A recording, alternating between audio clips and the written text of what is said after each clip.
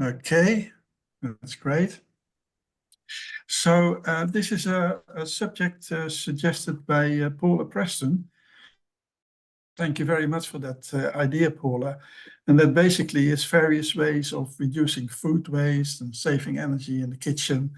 And it's something that we all can do and be aware of. So it's a much more practical part of our meeting today. So over to Paula to give us and tell us what she's been doing. Thank you, Ian. Good morning, everyone, and thanks for inviting me to air this topic, Ian. I asked for it because the subject of food preparation and storage doesn't seem to get covered in detail when we talk about the environment, whereas food production, transport, and heating the home often are. Yet cooking is something most people have to do every day. We could share ideas on what we do that works well and what worries us. And I hope after such messianic speeches, so theoretical, this doesn't seem a little too mundane for your interest. 3 aspects to consider in avoiding waste when thinking about cooking and storing food. The first is safe, efficient storage of food before and after cooking so that it doesn't go off and have to be thrown away. The second is the means of fuel use in cooking food efficiently. And the third is the choice of cooking equipment available today and the ability to repair or recycle old cooking equipment. So food storage. Besides being wasted food because of obvious spoilage, even more pressing is the importance of ensuring leftover cooked food hasn't gone in a way that isn't obvious, so that eating it makes us ill. I'm talking about effective use of fridges and freezers. I'll say something about a cookery course I'm doing, where I've learnt a bit about the use of freezers for batches of food, which is especially important for single people to avoid food and time waste, as well as food poisoning.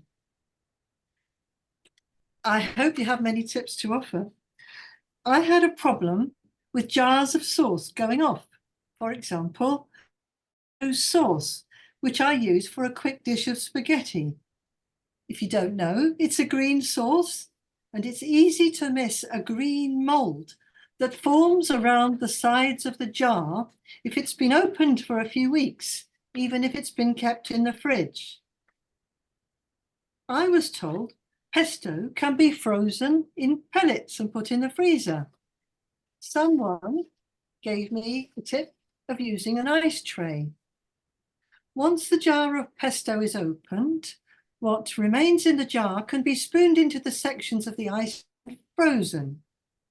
Once frozen, the pellets can be popped out, wrapped in cling film, and stored in a freezer bag and kept in the freezer. This method, although it's a bit of a faff and a bore, can be used for most sauces in jars and saves a lot of waste. Another tip was to freeze ginger, which doesn't last long in a fridge. All freezer tips you found out the hard way are very welcome.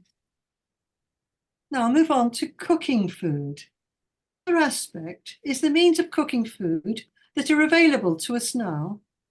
Our fuel choices are still gas or electricity to produce heat.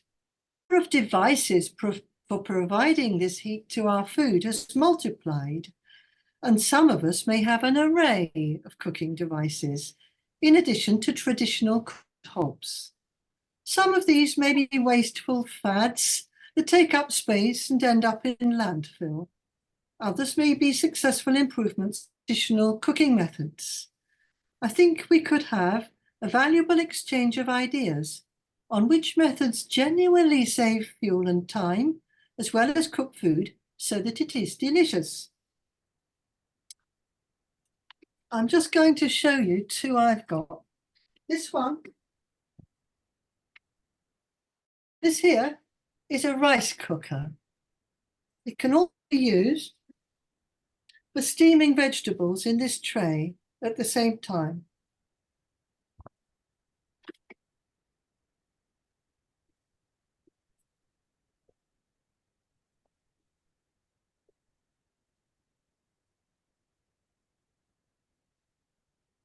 And this is a slow cooker, which can cook your food over 12 hours. I'm just showing it in case somebody's heard of them but's never seen one. As for the new designs of cookers and hobs, they seem to be going through a quiet revolution. Cooking computers to be at the cutting edge of the latest cooking technology.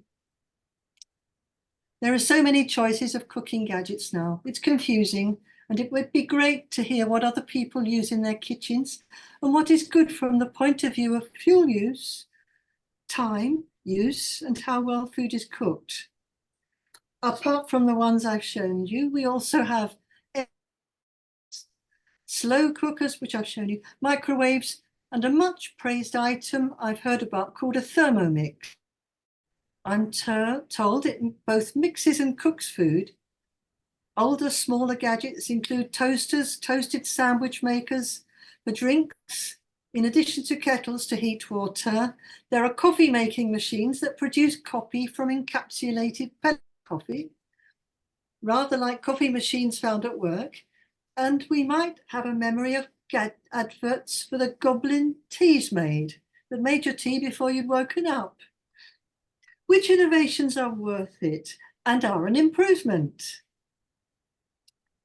Another point is the complexity of new cookers. Looking at photos of cookers or even seeing them in a showroom isn't very helpful. One needs to try them out or at least see them being used by a demonstrator producing real food. One I saw demonstrated on Saturday was a cooking computer. The brand of the machine was Neff, a German make I've heard recommended. It required programming for every item cooked. I went to a day's demonstration by a proficient chef using 2 such machines, side by side, and a magnetic hob to produce an array of types of food: sausage rolls, cheese twists, roast lamb and roast potatoes, gammon casserole, followed by 2 different quiches, a chocolate brownie and a Victoria sponge cake. The really good thing about this demonstration was shared out among the audience. This audience consisted largely of people who bought the cookers and wanted to know how to use them beyond the basics they had already grasped. There was a suspicion that you were only using 5% of what it can do, just as one often suspects the case when one uses a computer. It was overwhelming. These 2 ovens were set side by side on a wall, and they looked like 2 giant cell phones. They had to be programmed with a touch screen at the top of each one. This seemed a complex process, deciding what sort of heat would be best for each type of food item. They could be cooked with Circotherm, which means an electric fan oven, to which could be added, for the same food, microwave and steam cooking in different percentages according to. But some people here might have a similar one to this, and if so, it would be great to hear opinions on how efficient they are of fuel, time, and human patience, as well as how reliable they are. The complex electric scared me, but some of the audience said how delightful it is to control their cooker from their phone on their way home, or while sitting in their garden, not having to move to the kitchen. Now, lastly, I'll mention the disposal of older cooking equipment. There is the cost of new equipment and the expense and bother of fitting ovens into new kitchens and disposing of old equipment in a recyclable way. Neff seem a world away from my old gas cooker and hob, 30 years old and badly in need of replacement. This brings me to another question of waste. I can't simply replace the old gas cooker with another gas cooker because the built-in cupboards in will be a centimetre too close to a new gas hob. The old gas cooker has an eye-level grill which comes between the hob and bottom of the cupboard. But new gas cookers are not made with eye-level grills. Gas fitters say they cannot replace the old gas cooker with a new one. It seems to force me into having the whole kitchen redone, which is be a waste of good cupboards. I've met other people with the same.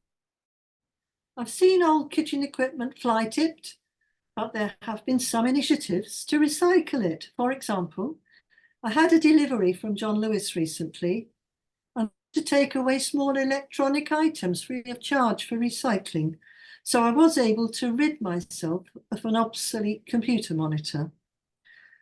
So I hope some of my ideas promote a sharing of experience in these matters. And back to you, Reen. Okay, thank you very much, Paula. That was a great introduction. I think if that's okay, I'm going to hand over to you first, Malcolm, because I know it's a subject very close to your heart, and you've already put some links in the chat function, I think.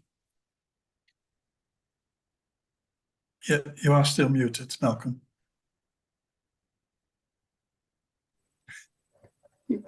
Harry. Oh, sorry. Okay, food waste. I think we should take waste and gadgets separately, otherwise discussion, well, it won't even look like a game of ping pong. I've spent years dealing with food waste. I'm advising a food waste project at Reading University. If you want tips on food waste, there are two great websites. One, and you've probably heard of certainly one of them, Love Food, Hate Waste. Any nods for people heard of that?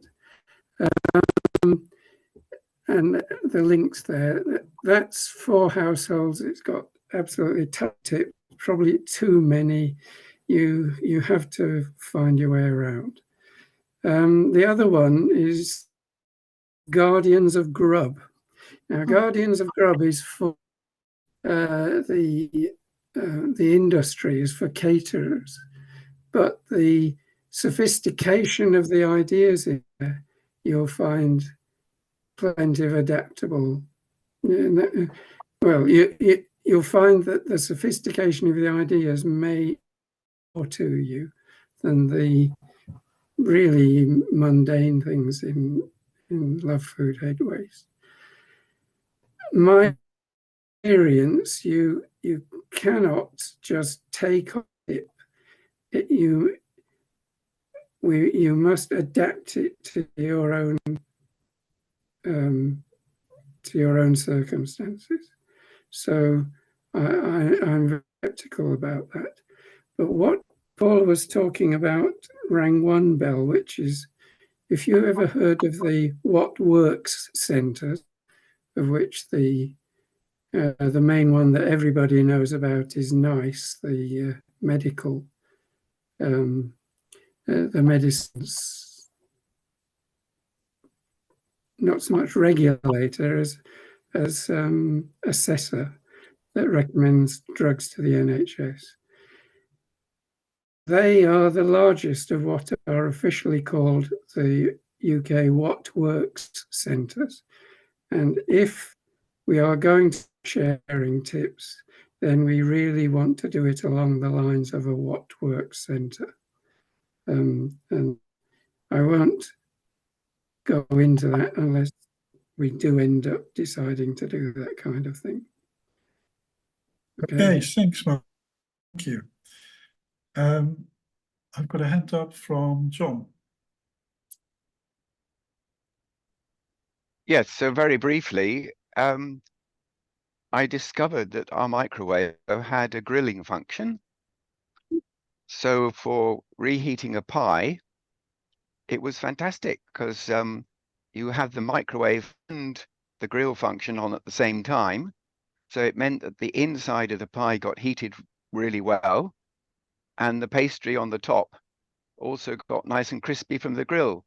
And I guess it probably, I don't know, 3 minutes on, with the thing powered up. So compared to which you have to heat first, etc., it probably incredibly efficient way of doing it. Thank you. Thank you, John. Peter, over to you. Yeah, I just want to make the point in terms of energy consumption is to measure it. I do that a lot at home. I use Home Assistant to gather electricity stats, and you get some huge surprises. We've got a tumble dryer, washing machine, dishwasher, and I assumed those were going to be the biggest consumptions in a house. But no, the biggest consumptions in our house was our fridge freezer. So I'd recommend anyone trying to make decisions based on energy, get one of these sort of energy gadgets and plug it in for 24 hours, measure the kilowatts hours that you consume over 24 hours, by that by 30 pence to get your cost. So measure it, don't guess. That was my point. Okay, thank you, Peter. John Freeland.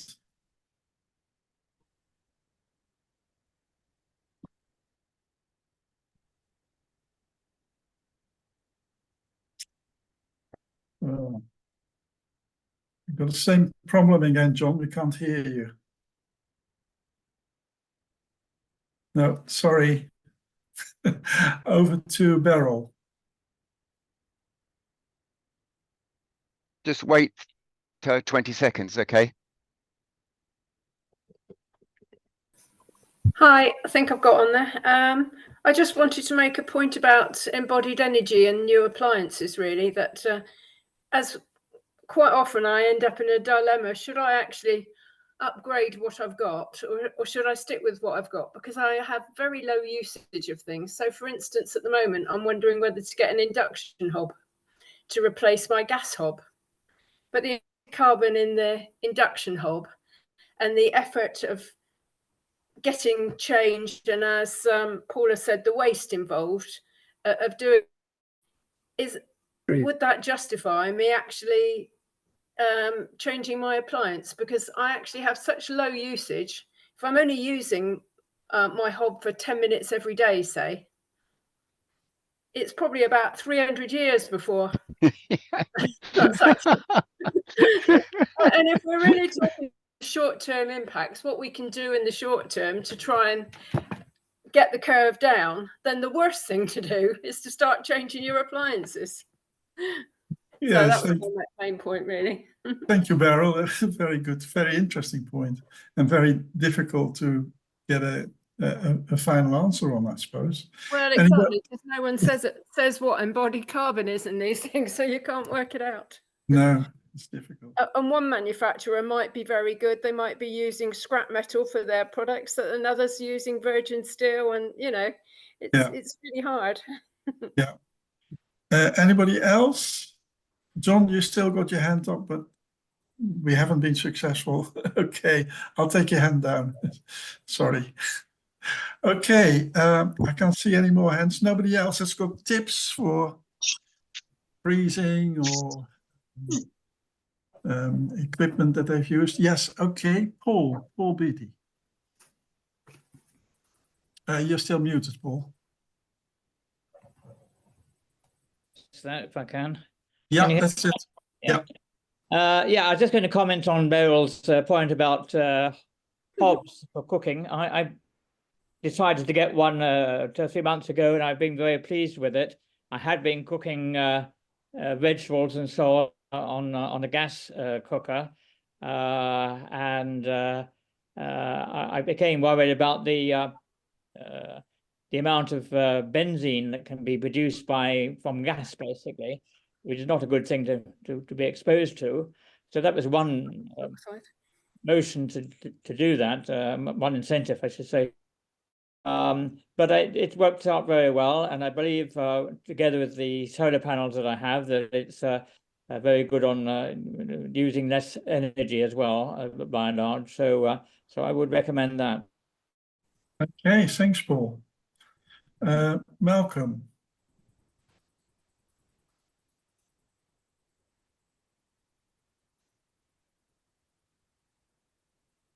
You're still muted, Malcolm. Does anybody here not use the microwave oven to steam vegetables? I do. Because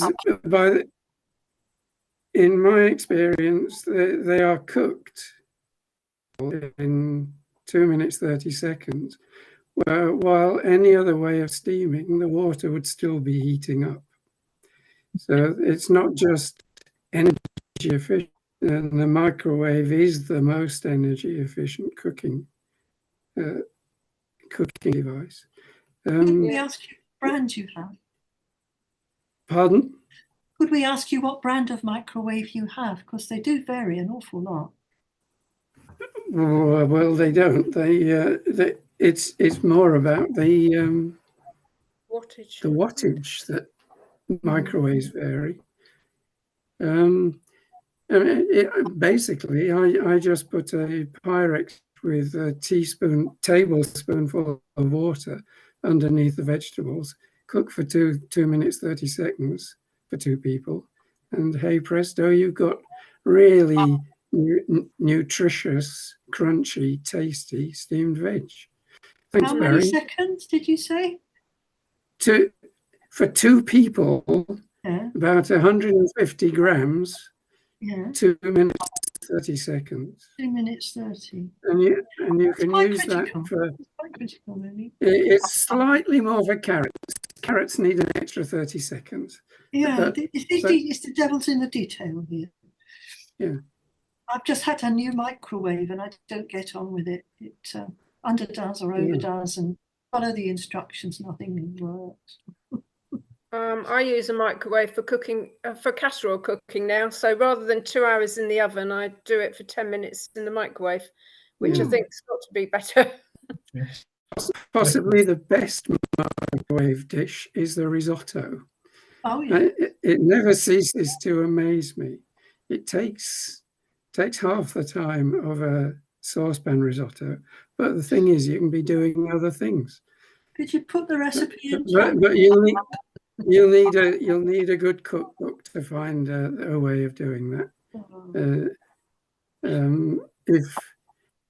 If there's public demand, I'll give Rian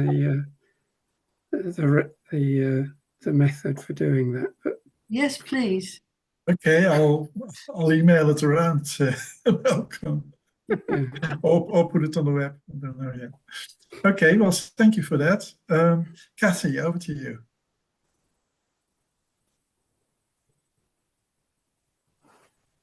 Sorry, couldn't unmute. Yeah, I put something in the chat really very early on, so people might not have seen it, but it's just a tip for avoiding waste food, which is don't over plan. I mean, don't plan all your meals for the week and then that's what you do of waste from each one. But if you start meal planning by just having a look in the fridge, see what needs using up and incorporate that into your meal. Now that might not be very easy if you've got a slightly odd mixture, but it's surprising what you can find. If you just Google gene and I don't know, butternut squash or something recipe, you'll find several. That's all I wanted to say, really. Okay, Kathy, thank you. Right, anybody else? If we run out of tips, experiences? Yeah, can't see any new hands up. So before I forget, there's a lot of information in the chat, so please do save it. If you've got problems to save, then send me an email and I can email it to you. Okay. Right, 11:45, it's a bit early, but a bit too late to start anything else. So